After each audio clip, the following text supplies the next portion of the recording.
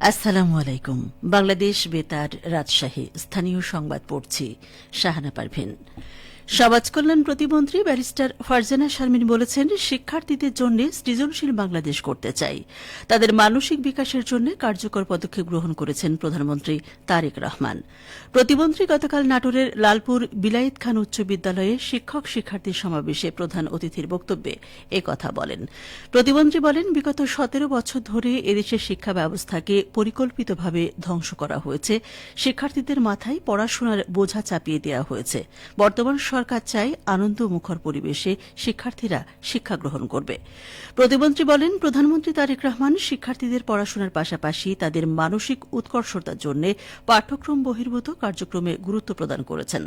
তাদেরকে শিল্প, সাহিত্য, সংস্কৃতি এবং ক্রীড়া চর্চায় উদ্বুদ্ধ করছেন। পাবনা জেলা আইনশৃঙ্খলা কমিটির সভা অনুষ্ঠিত হয়েছে। আজ সকালে পাবনা জেলা প্রশাসকের কার্যালয়ের সম্মেলন কক্ষে এই সভা অনুষ্ঠিত হয়।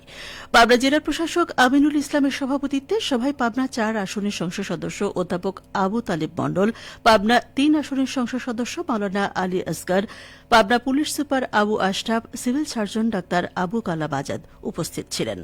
সভায় জুলাই মাসের জেলা আইনশৃঙ্খলা বিষয়ে প্রতিবেদন তুলে ধরেন অতিরিক্ত জেলা ম্যাজিস্ট্রেট লিটন ঢালি। পরে সদস্যদের মতামতের ভিত্তিতে আইনশৃঙ্খলা পরিস্থিতির উন্নয়ন, মাদক, চুরি, ডাকাতি, সড়ক নিরাপত্তা, কিশোর অপরাধ এবং জননিরাপত্তা নিশ্চিত করতে সংশ্লিষ্ট দপ্তরগুলোর কার্যকর পদক্ষেপ গ্রহণের বিষয়ে আলোচনা করা হয়।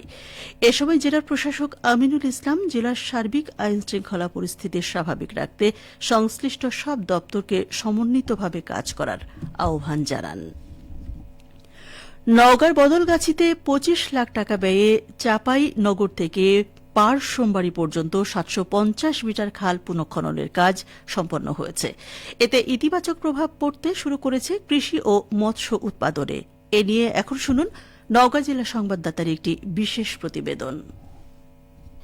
শহীদ রাষ্ট্রপতি জিয়াউর রহমানের উদ্যোগে খনন করা খালের একটি ছিল নওগাঁ জেলার বদলগাছি উপজেলার চাঁপাইনগর পারসোমবাড়ি, কিন্তু দীর্ঘদিন সংস্কার না করায় ভরাট হয়ে যায়। প্রায় 40 বছর পর প্রধানমন্ত্রী তারেক রহমানের উদ্যোগে পুনর্খনন করায় সেই খালে আবারও প্রাণ ফিরেছে। উপকারভোগীরা বলছেন, এখানে প্রায় বিঘা 40-50 মাটি আছে। এখানে খাল খুঁড়ে দিয়ে এই 40-50 বিঘা মাটি আবাদ ফসল করা যাচ্ছে। অনেক আমাদের সুবিধা হয়েছে, যখন ইচ্ছা মনে করি তখন আবাদে পানি দিতে পারি। পানি নিষ্কাশন ও সহজেই কৃষি কাজে সেচের সুবিধা পাচ্ছেন চাষিরা। একই সাথে মাছ উৎপাদনের নতুন সম্ভাবনা তৈরি হয়েছে। খালের পাড় জুড়ে সবুজ বনায়ন সহ নানাবিধ সুবিধা গড়ে তোলার পরিকল্পনার কথা বলেন নওগাঁ 3 আসনের সংসদ সদস্য ফজলে হুদা বাবুল। দুই ধারে গাছ লাগানো, আমরা পরবর্তী প্রকল্প হিসেবে অন্তত 1 কিলো করে আমরা ওয়াকওয়ে করব। সংশ্লিষ্টরা বলছেন, 38 লাখ টাকা ব্যয়ে বদলগাছি উপজেলার ঢেকরা থেকে খোর্দ নারায়ণপুর পর্যন্ত 1200 মিটার আরও একটি খালের পুনর্খনন চলছে। কর্মসূচি সমূহ বাস্তবায়ন হলে পরিবেশের ভারসাম্য রক্ষা ও জলবায়ু পরিবর্তনের প্রভাব মোকাবিলায় গুরুত্বপূর্ণ ভূমিকা রাখবে।